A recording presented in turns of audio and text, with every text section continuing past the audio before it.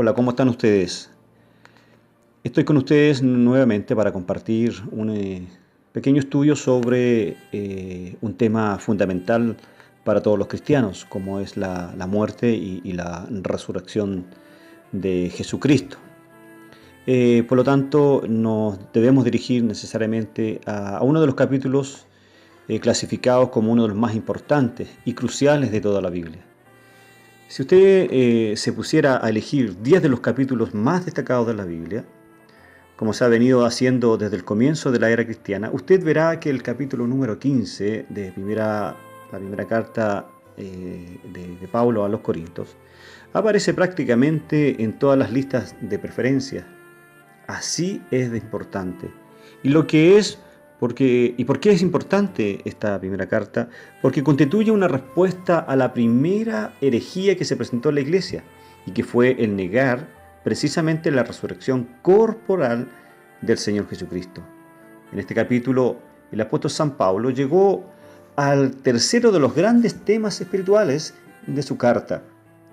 Usted recordará que en la primera parte él habló de las cuestiones carnales o referente a la naturaleza física y trató esos asuntos que a los corintios, como a la iglesia de hoy, les parecían tan importantes, que son importantes también para nosotros en el día de hoy. Después el apóstol pasó a hablar de los temas espirituales. En esa sección pudimos apreciar lo importante que es saber que cada uno de los creyentes en Cristo tiene a lo menos un don espiritual. No podemos encontrar una experiencia más emocionante que saber que Dios nos ha dado a todos nosotros y a mí un don para ser útil ejercitándolo en este mundo. Y que estamos asociados a Jesucristo en la magna tarea de hacerlo conocer a esta generación, por no decir la última generación. Luego Pablo escribió su gran capítulo del amor. Todos los dones deben ser ejercitados en amor, y el amor es un fruto del Espíritu Santo, y es algo que no podemos desarrollar. Nos ha sido dado por encima de todos los demás. Necesitamos, por lo tanto, ver el amor, este fruto del Espíritu, en la vida de cada uno de nosotros. Ahora bien, llegamos al tercero de esos grandes temas espirituales y es el tema de la resurrección de nuestro capitán de la salvación, nuestro Señor Jesucristo, y nuestra propia resurrección. La gloria de la fe cristiana es que nunca piensa que la vida termine con la muerte o que la vida lo es todo. Siempre debemos mirar más allá del amanecer y del ocaso hacia la eternidad. ¿Y qué esperanza la que presenta? Yo espero, mi estimado hermano, hermana, vivir una eternidad. Yo no tengo ninguna prisa en llegar allí. De eso puede estar seguro. Quiero estar aquí en esta vida lo más que pueda, porque creo que aquí es donde uno puede servir, ser de utilidad, y creo que también este es un lugar de preparación, y que la recompensa que recibiremos está determinada por lo que estamos haciendo aquí en la tierra. Por lo tanto, amigos, amigas, quiero acumular algunas buenas obras en este lado de la vida. Por ese motivo, prefiero permanecer aquí todo el tiempo que Dios me permita vivir. Amigos, nuestro deseo es que podamos tener esa tremenda bendición que debería tener todo creyente de la resurrección del Señor Jesucristo. Hemos perdido de vista, mis estimados amigos, la ascensión y tenemos nuestra mente ocupada en cosas sin verdadera importancia. Y es eso, por supuesto, agrega una tragedia tras otra a la vida de los que profesan ser creyentes. Este capítulo número 15 de la primera epístola de los Corintios, como ya hemos dicho, trata el tema del Evangelio y muestra que lo más importante del Evangelio es sin duda la resurrección de Cristo. Sin ese hecho fundamental, todo lo demás, absolutamente todo lo demás, incluso la misma muerte de Cristo, no tiene sentido. En el capítulo 4 de la epístola a los Romanos, en el versículo número 25, se nos dice que Jesús fue entregado a la muerte por nuestros pecados y resucitado para declararnos justos en su muerte. Él quitó nuestros pecados. pero en su resurrección Él nos dio una entrada segura y amplia en el cielo. Podemos sentirnos firmes en su justicia. Lo mejor que podemos hacer al comenzar este capítulo es definir y delinear claramente el significado de la resurrección. La resurrección no es espiritual sino física. La palabra utilizada aquí es anastasi neklon, que quiere decir levantar un cuerpo, un cadáver. Quiere decir que estos cuerpos nuestros serán levantados. Todos aquellos que han muerto en Cristo deben tener la seguridad de que serán levantados. La resurrección en las Escrituras siempre se refiere al cuerpo. Anastasi, palabra en el griego, quiere decir levantarse. Istemi, poner en pie. Ana significa levantar a un cuerpo, ponerlo en pie, y no puede referirse a una resurrección espiritual. El gran doctor en teología C.S. Lewis, ese extraordinario hombre de letras de la Universidad de Oxford, puso en ridículo a los escépticos que en su día decían que la resurrección era espiritual, y les preguntaba: ¿en qué posición se pone un espíritu cuando se levanta? Está claro que las Sagradas Escrituras enseñan que la resurrección de todos nosotros, de la Iglesia de Cristo, es corporal. En la época del apóstol San Pablo, en Corintios y en el mundo romano en general, había en realidad tres filosofías sobre la muerte y sobre la vida después de la muerte. Estaba el estoicismo. El estoicismo enseñaba que el alma se unía a la deidad al morir. Por lo tanto, tenía lugar una destrucción de la personalidad. Semejante concepto convertía la resurrección en una nulidad, en algo sin ningún valor. Después tenemos la filosofía epicúrea, que era materialista. Enseñaba que no había existencia después de la muerte. La muerte era el final de la existencia de todo ser humano, es decir, el final de la existencia del alma. Y la tercera corriente filosófica era el platonismo, que obviamente se deriva de Platón, que enseñaba la inmortalidad del alma y creía en un proceso parecido a una transmigración, es decir, que era como pasar de un cuerpo a otro. Uno puede encontrar esa clase de creencia en la India y en los cultos de América. Niega la resurrección del cuerpo. A causa de estas ideas filosóficas, cuando Pablo mencionó en Atenas el tema de la resurrección, ellos pensaban que él estaba hablando de un nuevo Dios. Tenemos que comprender muy bien que Pablo no estaba hablando aquí de una resurrección espiritual. El alma, estimado oyente, no muere. En el mismo momento en que el cuerpo de una persona muere, esa persona va a otro lugar. Si es un hijo de Dios, indudablemente estar ausente del cuerpo implica estar presente con el Señor, como lo leemos en 2 de Corintios capítulo 5, versos 6 al 8. Si el individuo que muere no es un hijo de Dios, entonces va a un lugar de tormento. El Señor Jesucristo lo describió de esa manera, no nosotros. En primer lugar, veamos el párrafo que destaca la prominencia de la resurrección en el Evangelio. Pablo declaró que la resurrección formaba parte del Evangelio. De hecho, no había Evangelio sin la resurrección. El doctor Machen dijo que la cristiandad no se apoya en un conjunto de ideas o de credos, sino en hechos. El Evangelio, por lo tanto, no es el Sermón del Monte, tampoco los 10 mandamientos. El Evangelio es una serie de hechos relacionados con una persona, y esa persona es Jesucristo. Escuchemos ahora lo que Pablo dijo en los versículos 1 al 4 de este capítulo 15 de su primera epístola a los Corintios. Además, os declaro, hermanos, el evangelio que os he predicado, el cual también recibisteis, en el cual también estáis firmes, por el cual también sois salvos. Si retenéis la palabra que os he predicado, sois salvos, a no ser que hayáis creído en vano. Primeramente, os he enseñado lo que asimismo recibí, que Cristo murió por nuestros pecados, conforme a las Escrituras, que fue sepultado y que resucitó al tercer día, conforme a las Escrituras. Ahora, mis queridos hermanos, Algunas veces surgió la pregunta de si el Evangelio se había originado con Pablo. Él dijo: os he enseñado lo que asimismo recibí. ¿De quién lo recibió y de dónde lo recibió Pablo? Pues lo recibió allá en el desierto de Arabia, porque allí fue donde el Señor, camino a Damasco, lo llevó y le enseñó. Cuando Pablo fue encontrado por el Señor en el camino a Damasco, como le comentaba, no sabía que Jesús había regresado de los muertos, ya que, como vemos en Hechos capítulo 9, verso 5, le preguntó: ¿quién eres, Señor? Pablo no pensaba que era el Señor o que fuera Jesús. Pablo tuvo que convencerse del hecho de la resurrección de Jesucristo. Él no elaboró esa idea ni se la inventó, sino que la recibió como una revelación. De modo, mis queridos hermanos, que Pablo dijo que él les había predicado el Evangelio. Ahora, ¿cuál era el Evangelio?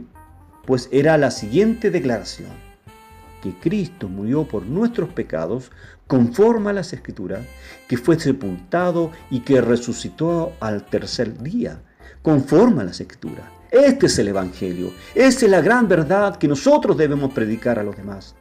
Estos son los hechos. Estimado oyente, no hay ningún evangelio aparte de esos tres hechos. Cristo murió, fue sepultado y resucitado. Este es el Evangelio y es una buena noticia. El Evangelio no nos habla de algo que nosotros debamos hacer, de algo en lo cual debamos ocuparnos en llevar a cabo con nuestros propios esfuerzos y actividad, de algo que podamos intentar conseguir en el futuro. El Evangelio nos informa de lo que Jesucristo ya ha hecho por nosotros, expresado en su mente, expresado también en su muerte, en su sepultura y también en su resurrección. Se nos dice que Jesús murió. Claro que sí. Su muerte fue un hecho histórico. Pocos atreverían a negarlo. Y hay que añadir que fue también sepultado. ¿Por qué es importante este detalle que quiero compartir con ustedes? Porque prueba que Él no desapareció simplemente. Nicodemo y José de Arimatea y los otros que le vieron crucificado, le conocían bien y sabían que se trataba de su cuerpo y le sepultaron. El hacer contar su sepultura fue importante porque nada menos que confirmó la muerte de Jesús. Ahora bien, Jesús resucitó al tercer día de acuerdo con las Escrituras. La resurrección, por lo tanto, es pues una parte del Evangelio. La tumba estaba vacía. No había nada en esa tumba. Esta fue la prueba que necesitamos. Entonces, el Evangelio consiste en estos tres hechos. Jesús murió, fue sepultado y resucitado. Esta fue la primera prueba. Hubo otra prueba de la resurrección y esa fue la experiencia de los corintios, que vemos en los versículos 1 y 2 que ya hemos leído, que se los vuelvo a leer. Además os declaro, hermanos, el evangelio que os he predicado, el cual también recibisteis, en el cual también estáis firmes, por lo cual también sois salvos. Si retenéis la palabra que os he predicado, sois salvos, a no ser que hayáis creído en vano. O sea que la misma existencia de la iglesia era una prueba de la resurrección de Jesús. Había en Jerusalén y en sus alrededores 11 hombres desanimados, los discípulos de Jesús. Ahí estaban los apóstoles desanimados porque su capitán había muerto. Estaban dispuestos a volver a practicar su antiguo oficio de la pesca u otros. Ya habían pasado por bastantes problemas. Si Jesús estaba muerto, no querían que su cuerpo estuviera fuera de la tumba. Querían que permaneciera allí.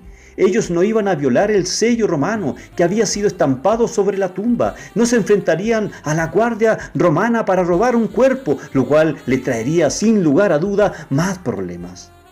Pero entonces, ¿qué sucedió en su vida? Llegó la noticia de que Jesucristo había resucitado de los muertos. Ese acontecimiento transformó la vida de aquellos hombres y culminó en la formación de la iglesia. Por 20 siglos, millones de personas han estado proclamando que Cristo vive. Realmente no se puede explicar la iglesia aparte del hecho de la resurrección. Yo he sido salvo por la muerte y resurrección de Jesús. Usted ha sido salva por la muerte y la resurrección de nuestro capitán Jesucristo. Sin su resurrección no tendría ni el Evangelio, ni un Cristo vivo, ni un Salvador. Entonces la existencia del cuerpo de creyentes que llamamos nosotros la iglesia es la segunda gran prueba de la resurrección. Pero hay otra prueba más. Observemos que el texto que leímos dice que Jesús murió por nuestros pecados conforme a las Escrituras, que fue sepultado y resucitó al tercer día, conforme a las Escrituras. Ahora, ¿qué Escrituras? Las Escrituras del Antiguo Testamento. Me hubiera gustado estar con el apóstol Pablo cuando llegó a Europa y se dirigió hacia Filipos, Tesalónica, después se fue a Atenas y luego a Corinto. Pienso que llevaría consigo un pergamino que contenía el texto del Antiguo Testamento. Me imagino que cuando fue a la sinagoga y mencionó la muerte del Señor Jesús, los judíos le dijeron: pero esto no se encuentra en nuestras escrituras sagradas. Entonces el apóstol le mostró el libro del Génesis diciéndoles: me gustaría recordarles el ofrecimiento de Isaac y cómo Abraham, en cierto sentido, le recibió como si se regresara de los muertos, porque estaba dispuesto a sacrificar a su hijo Isaac. De la misma manera, Dios no perdonó a su propio hijo, sino que le entregó a la muerte por todos nosotros. Entonces, imagino al apóstol que se habrá referido al sistema mosaico de los sacrificios, a las 5 ofrendas del libro de Levítico, y seguramente les habló o les habrá mostrado cómo ilustraba a la persona y obra de Cristo. Luego, también les habría hablado del gran día de la expiación y de los 2 machos de cabra que describía la muerte y resurrección de Cristo. También es posible que citase la vara de Aarón, que retoñó, y al libro de Jonás, cuya experiencia simbolizaba la resurrección.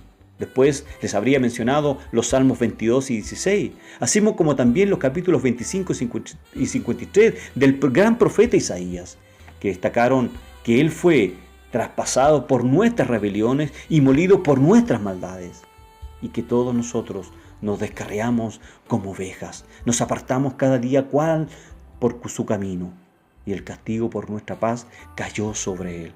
Así, de esa manera, el apóstol Pablo les pudo demostrar desde las Escrituras del Antiguo Testamento que Jesucristo moriría y resucitaría de los muertos. La expectativa del Antiguo Testamento no se dirigía solamente hacia esta vida, sino también hacia la vida futura, la vida eterna. Amigo, amiga, hay personas que dicen que no creen en una religión para el más allá, sino en una religión para aquí, para el ahora. Aquí debo aclarar que mi fe y mis creencias abarcan ambas, para aquí y ahora y para el más allá. Luego, en segundo lugar, tenemos las pruebas de la resurrección. Diremos que la carta prueba que tenemos es la proporcionada por una lista de testigos, y uno no puede dejar de lado a los testigos. Cualquier abogado que tuviera que presentar un juicio estaría muy contento de tener tantos testigos para apoyar su presentación, como lo que Pablo enumeró aquí como prueba de resurrección. Leamos entonces el versículo número 5 de este capítulo 15 de 1 Corintios. Y que apareció a Cefas y después a los 12.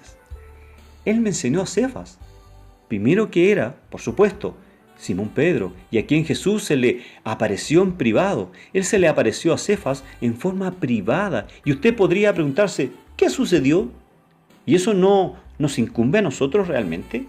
Los detalles del encuentro no han quedado registrados. Jesús apareció a Pedro, y recordemos que después de todo, él había negado conocer a Jesús en 3 oportunidades.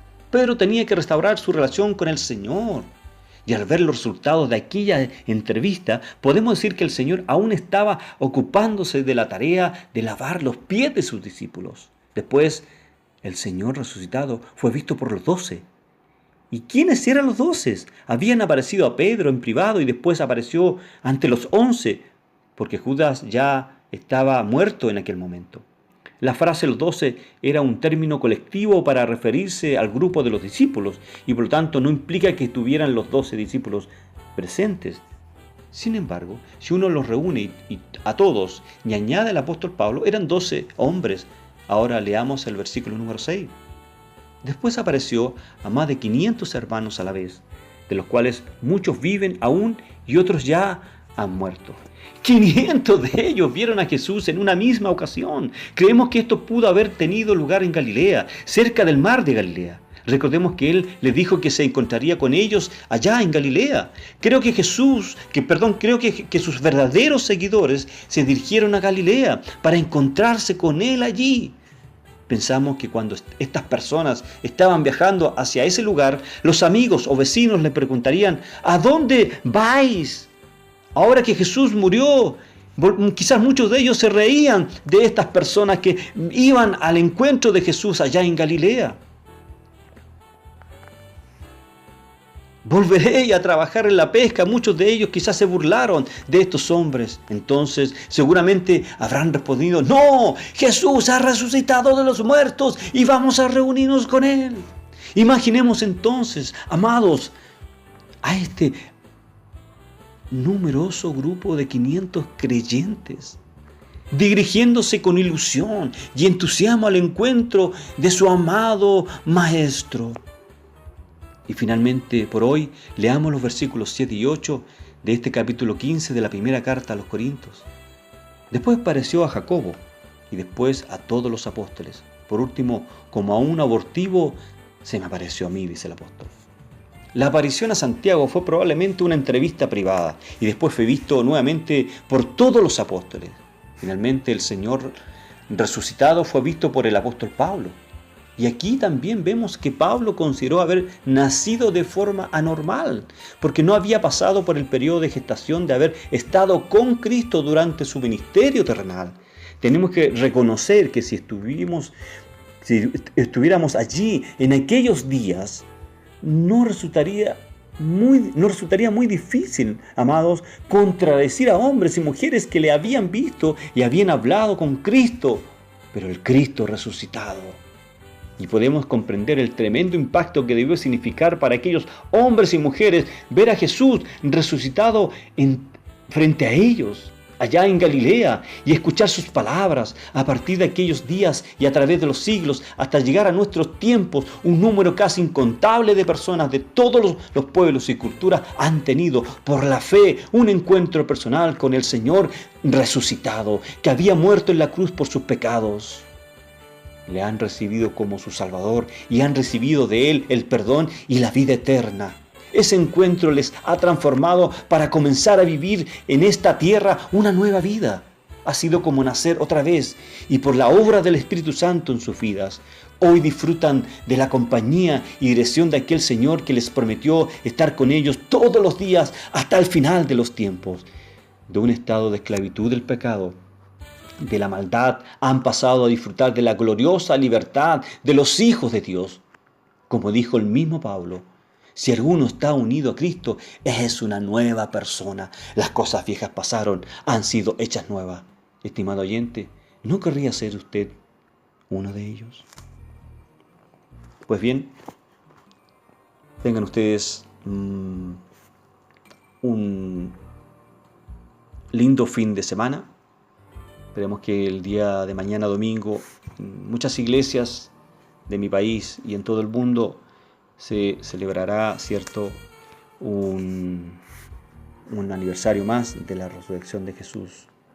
Espero que con esta pequeña exhortación pueda ser edificada y pueda compartirla con otros. Dios les bendiga. Muy buenas noches.